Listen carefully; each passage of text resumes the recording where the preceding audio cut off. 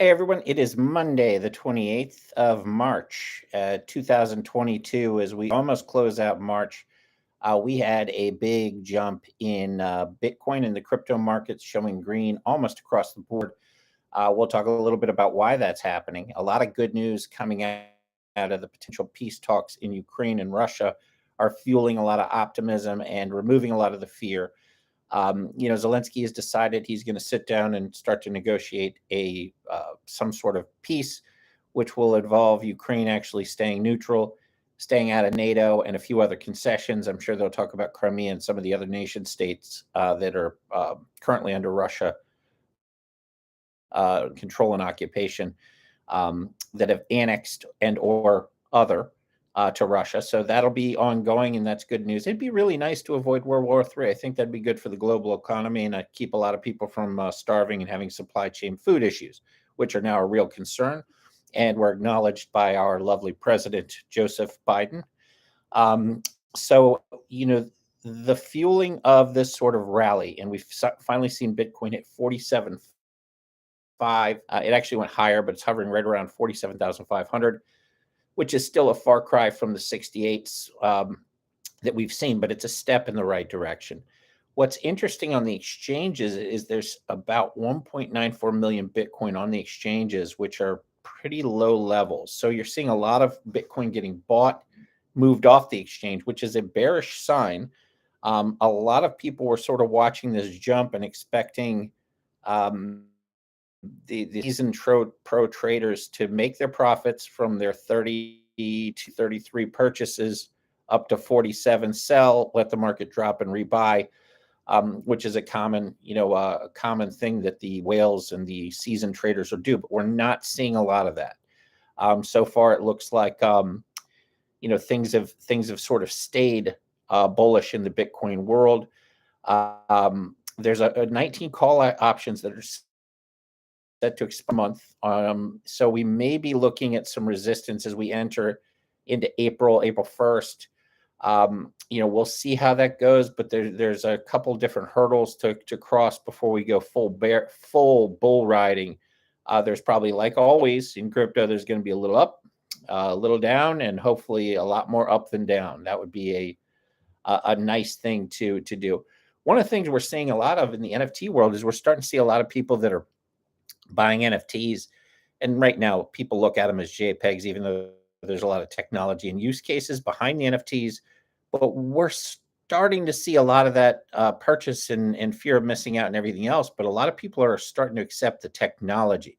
So when they buy these images and art and trading cards, you're seeing a lot of people dive in hoping that they'll make money. And a lot of those people, probably 99%, will lose money on their NFT projects and their purchases. However, the acceptance of the technology is there, the understanding of how OpenSea and other platforms work is there, and overall, you're seeing a lot of positive momentum and bullishness because of the NFT market, which was growing very quickly, and the interest is starting to wane. As so many projects hit the market, it became oversaturated. Pretty normal that it's going to drop back down until the actual second levels of technology catch up. Where you see some of the smart contract utilization cases coming in, buying, selling cars, your digital ID, your passport, controlling your information that's presented on the web, even using it to open and unlock cars and homes. Those are all use cases for the NFTs because they're validated as one of a kind on the blockchain. Little known thing that some people ask, if you upload the same NFT to two different blockchains, it will blacklist the second version of it.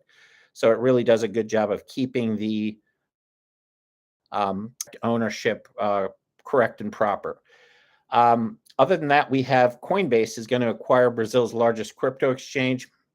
So Coinbase is expanding internationally. Japan is starting to tighten some crypto regulations, but nothing that's going to affect anything along those lines. Arby's has decided to expand into the metaverse, so they're going to be serving food in the metaverse. Personally, I don't care, but it's nice for Arby's to at least announce that they're supporting the metaverse. I don't really have any interest in shopping and eating in the metaverse, but I'm sure other people do. Maybe somebody wants to eat that ice cream that they can't eat here in the metaverse. So let's see. We've got the EU that voted against basically banning crypto. That happened about a week ago, which was great news. And it wasn't even an especially close vote, but the fact they actually had to vote on it was a little bit upsetting to everybody watching. Michael Saylor and other groups of people talked about Bitcoin potentially going to 10 million, and the odds of that happening. There's certain things that are happening right now that will make that supply demand. At some point, there's only 21 million, and probably 8 million will be gone. So there's only going to be 13 million. That means every millionaire and/or company in the world can't come close to owning a full Bitcoin. You can somehow own a single Bitcoin and be smart enough to hold on to it, put it in a cold wallet. You should do real, real well, barring some crazy, unfortunate electronic incident. We've been told to watch out for incoming hacks. That was announced by our president and his administration. So if you do have your money in a hot wallet, it might be a good idea to look into getting a cold wallet. And I did another live stream on that, on what a cold wallet is. But if you want to protect your assets, that's definitely the best way to do it, because there's always a possibility of the system or electric grid or whatever getting shut down for a period of time, and you want to be prepared for that. Ethereum is pretty close to going away from proof of work. Ethereum whales with 10K or more Ethereum, pretty decent amount of Ethereum, has grown by 40. So it's up by 3.1%. Bitcoin Cash may be used as a method of payment for Russian oil. We had talked about Bitcoin being used. Now Bitcoin Cash is on the table there. It was 9 years ago today that Bitcoin's market cap hit 1 billion. Now the total market cap for all crypto is over 2 trillion. That's massive growth in a 9-year period of time. So things are growing real quickly. As far as what to see over the next couple of days, there's good bullish momentum, but like I said, when we enter April 1st, there's going to be some trepidation and a few hurdles we have to get through with all the options expiring. There's going to be some ups and downs, maybe a small correction back before hopefully regaining some of this bullish momentum. Obviously, the things that are happening in Ukraine right now, it's great news. If they can negotiate peace, people will come back to some sort of excitement and stop being worried and afraid. That's always great for all markets, but especially the crypto market. So that's a quick summary. I'm going to shoot through these pretty quickly because everybody has things to do. There's so much content out there. So we're going to keep it fast, fresh. Please hit that like button, subscribe. Have a great day. We'll talk soon.